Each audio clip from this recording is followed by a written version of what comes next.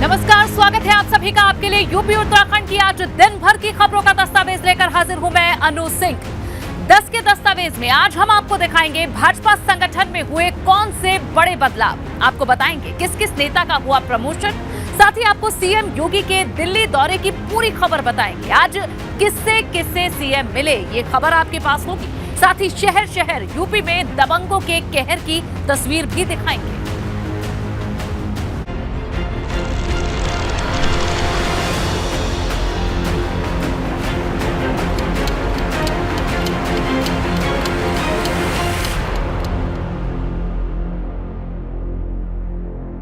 कानपुर की CSJM university में राज्यपाल आनंदीबेन पटेल ने आजादी के अमृत महोत्सव के तहत आयोजित कार्यक्रम में शिरकत की। इस दौरान राज्यपाल ने आजादी के अमृत महोत्सव के मौके पर यूनिवर्सिटी की ओर से किए जा रहे सामाजिक कल्याण के कामों की तारीफ की।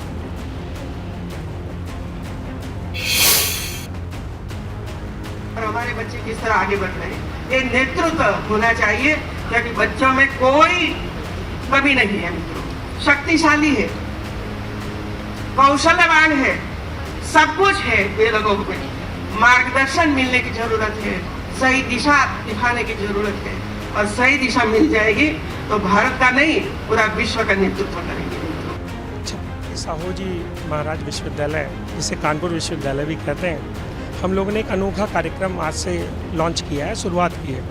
75 गाँव को लिया है हमने, जिसमें हम लोगों ने बेसिक के जो बच्चे हैं, प्राइमरी के जो बच्चे हैं और गांव के लोग हैं, उनकी आंखों की स्क्रीनिंग, महिलाओं के सर्विक्स कैंसर की स्क्रीनिंग, और उन 75 गांव में हमारे बच्चे 3 दिन कैंप करेंगे।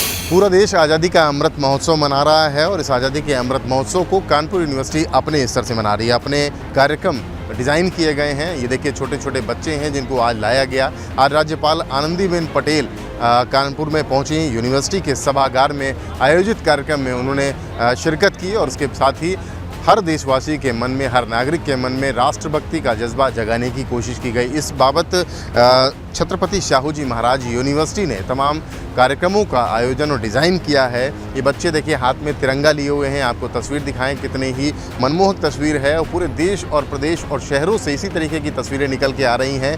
ये इसमें शिक्षण संस्थान भी सामने आ रहे हैं। 75 गाँवों तक पहुँचा जाएगा और उनके जो बलिदान था, उनका जो सहयोग था आज़ादी को पाने के लिए, इस बाबत एक पूरा ऑडियो क्लिप तैयार किया गया है, जिसे बीच में गाँव में लोगों के बीच ले जाया जाएगा। कानपुर से कैमरामैन पंकज निगम के साथ रतीश त्रिवेदी, एबीपी गंगा। दिल्ली में उत्तराखंड भाजपा की बड़ी बैठक जारी है। भाजपा अध्यक्ष जेपी नड्डा, सीएम धामी बैठक में शामिल हैं। राष्ट्रीय महामंत्री संगठन बीएल संतोष के घर पर इस वक्त ये बैठक हो रही है। प्रदेश अध्यक्ष महेंद्र भट्ट, उत्तराखंड प्रभारी दुष्यंत गौतम भी बैठक में मौजूद हैं। उत्तराखंड प्रदेश संगठन महामंत्री अजय कुमार भी बैठक में शामिल हैं। बैठक में उत्तराखंड सरकार में संभावित विस्तार पर चर्चा संभव है। दर्जा प्राप्त राज्य मंत्रियों और नए संगठन के स्वरूप को लेकर भी चर्चा संभव है। और अविनाश ज्यादा जानकारी हमारे संवाददाता देंगे। अविनाश, बताएं कि अभी कितनी देर और ये बैठक चलेगी और क्या मुख्य एजेंडा इसका रहने वाला है? देखिए, अगर बात करें तो तकरीबन 1 घंटे से ये बैठक चल रही है। राष्ट्रीय संगठन महामंत्री बीएल संतोष की आवाज पर ये बैठक चल रही है, जिसमें अगर बात की तो उत्तराखंड बीजेपी के अध्यक्ष महेंद्र भट्ट शामिल है, उत्तराखंड बीजेपी के प्रभारी दुष्यंत गौतम और उत्तराखंड संगठन महामंत्री अजय कुमार शामिल है। क्योंकि चर्चा इस बात की जा रही है कि कैसे उत्तराखंड में जिस तरीके से नए अध्यक्ष को बनाया गया है महेंद्र भट्ट को, उसके बाद संगठन में किस तरीके से कौन कौन लोगों को शामिल किया जाए और क्या क्या दायित्व उनको दिया जाए। इसके साथ साथ जो सबसे बड़ी चीज है कि उत्तराखंड में दर्जा प्राप्त राज्य मंत्रियों की भी नियुक्ति होनी है, तो कौन कौन से कार्यकर्ता है जिनको ये दायित्व दिया जा सकता है। और सबसे बड़ी चीज है कि जिस तरीके से निवर्तमान प्रदेश अध्यक्ष मदन कौशिक को हटाया गया है, तो उनको जगह किस तरीके से पार्टी के अंदर समाहित किया जाए, सरकार के अंदर समाहित किया जाए, और संभावित मंत्रिमंडल विस्तार को लेकर भी चर्चा है। सूत्र बता रहे हैं, ये बता रहे हैं कि 15 अगस्त के बाद उत्तराखंड के अंदर मंत्रिमंडल विस्तार हो सकता है, और उसी को लेकर दिल्ली में पिछले दिनों भी मुख्यमंत्री पुष्कर सिंह धामी ने तमाम आला कमान से मुलाकात की थी, और आज ये महत्वपूर्ण बैठक बीएल संतोष के आवास पर चल रही है। ठीक, अविनाश, शुक्रिया इस पूरी जानकारी के लिए। बढ़ेंगे आगे। यूके एसएसएससी के पेपर लीक मामले में बड़ी कार्रवाई हुई है, जहां एसटीएफ ने अपर निजी सचिव गौरव चौहान को किया है गिरफ्तार। एसटीएफ ने गौरव चौहान से पूछताछ की है। पीडब्ल्यूडी वन विभाग के अपर निजी सचिव है गौरव। जसपुर से गिरफ्तार तुषार का रिश्तेदार है गौरव। मनोज जोशी के संपर्क में भी था गौरव। मनोज जोशी मामले में पहले ही गिरफ्तार है। आज ही मामले में तुषार चौहान को गिरफ्तार किया गया है। ये बड़ी खबर आपको दे रहे हैं, जहां इस मामले में लगातार छानबीन चल रही है। यूके SSSC पेपर लीक मामले में ये बड़ी कार्रवाई अब देखने को मिली है।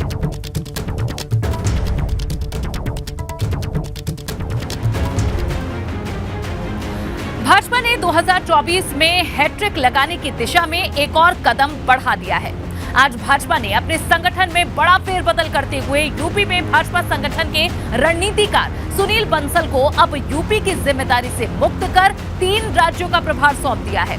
वहीं दूसरी तरफ यूपी में क्लीन स्वीप प्लान को पूरा करने के लिए भाजपा ने प्रदेश संगठन महामंत्री की जिम्मेदारी अब एक नए चेहरे को सौंप दी है।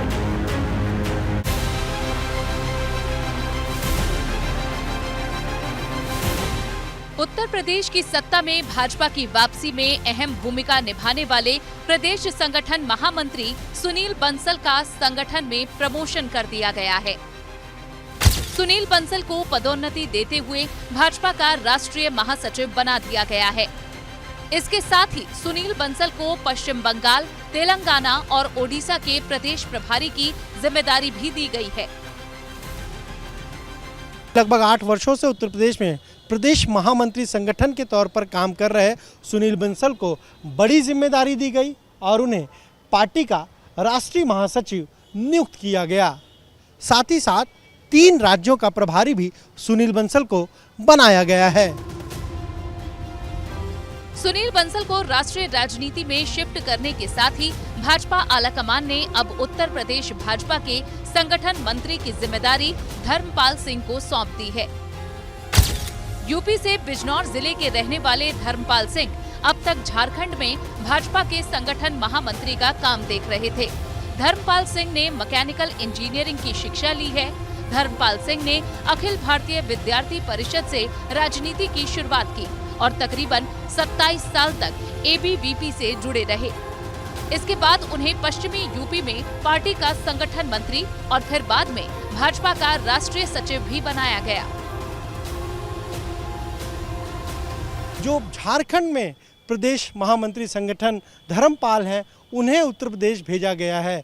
2024 के लोकसभा चुनाव से पहले ये एक बड़ा बदलाव है, क्योंकि उत्तर प्रदेश में लोकसभा की 80 सीटें हैं और इस बार बीजेपी ने 80 में 80 सीटें जीतने का लक्ष्य रखा है। भाजपा संगठन में इन 2 बड़े फेरबदल की वजह 2024 में होने वाले लोकसभा चुनाव है। दरअसल भाजपा 2024 में यूपी की सभी 80 सीटें जीतने के प्लान पर काम कर रही है, जिसके लिए धर्मपाल सिंह को झारखंड से यूपी लाया गया है। वहीं तेलंगाना, पश्चिम बंगाल और ओडिशा जैसे गैर भाजपा शासित राज्यों में पार्टी की नींव मजबूत करने के लिए कई बार अपनी काबिलियत का लोहा मनवा चुके सुनील बंसल जैसे कुशल रणनीतिकार को अब यूपी से निकालकर एक साथ 3 अहम राज्यों की जिम्मेदारी सौंपी गई है। Bureau report ABP Ganga.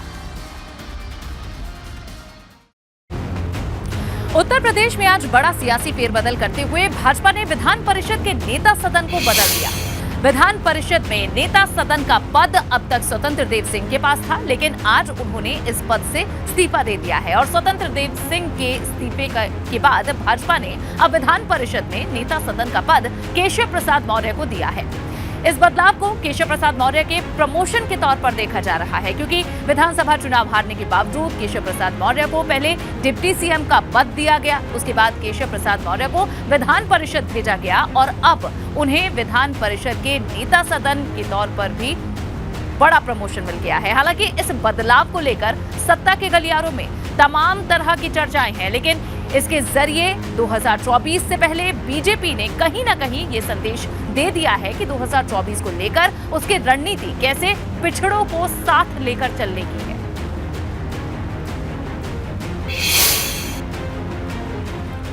CM योगी ने अपने दिल्ली दौरे के दौरान आज राष्ट्रपति द्रौपदी मुर्मू और उपराष्ट्रपति जगदीप धनखड़ से मुलाकात की। आपको सीएम की दिल्ली में मुलाकात से जुड़ी हुई 2 तस्वीरें दिखा रहे हैं। पहली तस्वीर सीएम योगी की द्रौपदी मुर्मू से मुलाकात की है। दूसरी तस्वीर सीएम योगी ने जब जगदीप धनखड़ से मुलाकात की उस दौरान की है। इससे पहले जब द्रौपदी मुर्मू अपने चुनाव प्रचार के लिए उत्तर प्रदेश आई थी, लखनऊ आई थी, तब सीएम ने एक डिनर पार्टी रखी थी। और दूसरी तस्वीर आप देखिए, जगदीप धनखड़ उपराष्ट्रपति बने हैं और उनसे भी मुलाकात सीएम योगी आदित्यनाथ ने की है। दिल्ली के दौरे पर सीएम की ये अहम मुलाकातें, उन अहम मुलाकातों की ये तस्वीर उपराष्ट्रपति और राष्ट्रपति से आज शिष्टाचार भेंट सीएम योगी आदित्यनाथ ने की है। जहां ये बड़े चुनाव देश के हुए हैं और शिष्टाचार भेंट आज दिल्ली में सीएम योगी ने दोनों ही बड़े पद पर आसीन इन हस्तियों से की है।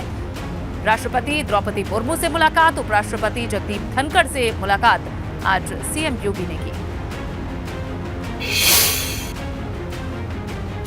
देश के 49वें मुख्य न्यायाधीश यूयू ललित होंगे। राष्ट्रपति द्रौपदी मुर्मू ने जस्टिस उदय उमेश ललित को सुप्रीम कोर्ट का अगला चीफ जस्टिस नियुक्त किया है। 27 अगस्त को देश के 49वें मुख्य न्यायाधीश बनने वाले जस्टिस ललित का कार्यकाल 8 नवंबर तक होगा।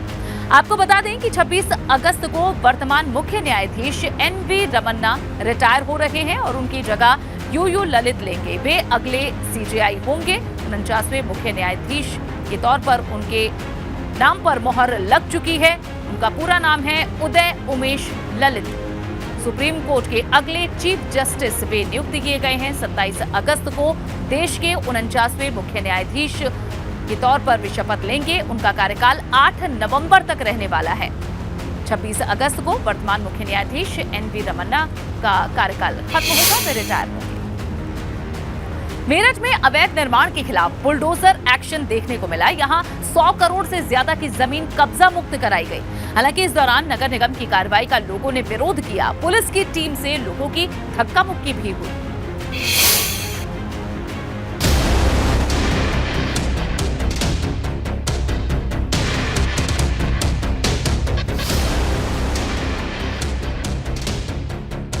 मेरठ में सरकारी जमीन पर अतिक्रमण और अवैध कब्जों पर बड़ी कार्रवाई करते हुए नगर निगम ने शास्त्री नगर इलाके में बुलडोजर चला दिया और करीब 100 करोड़ कीमत की जमीन को अतिक्रमण मुक्त करवा दिया गया।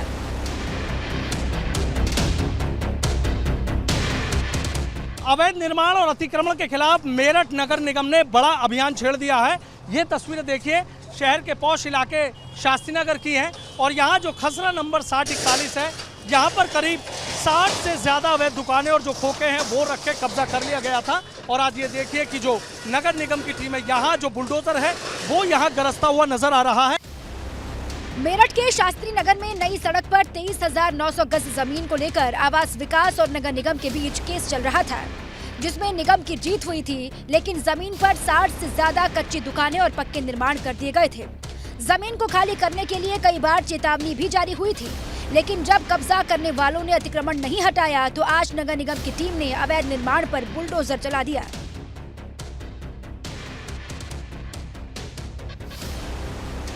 जी हाँ, 23,000 वर्ग मीटर के आसपास ज़मीन है जिसकी कीमत 1.25 करोड़ से ऊपर बताई गई है और इन लोगों को काफ़ी बार चेतावनी दी जा चुकी है। 5 दिन पहले इनको टाइम दिया गया था कि आप अपना अतिक्रमण हटा लीजिए, नहीं हटाया। फिर कल चेतावनी दी कि आप अपना अतिक्रमण हटाइए।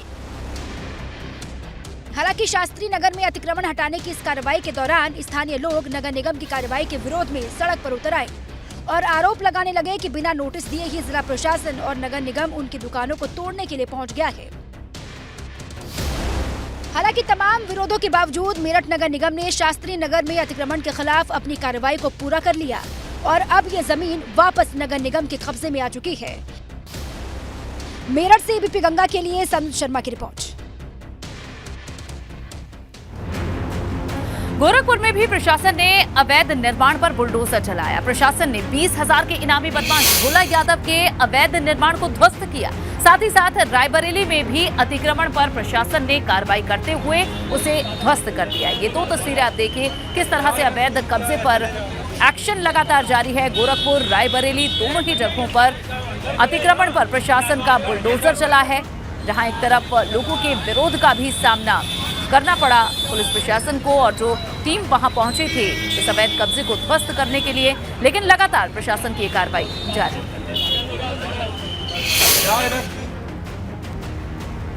और इसी के साथ 10 का दस्तावेज में फिलहाल के लिए बस इतना ही।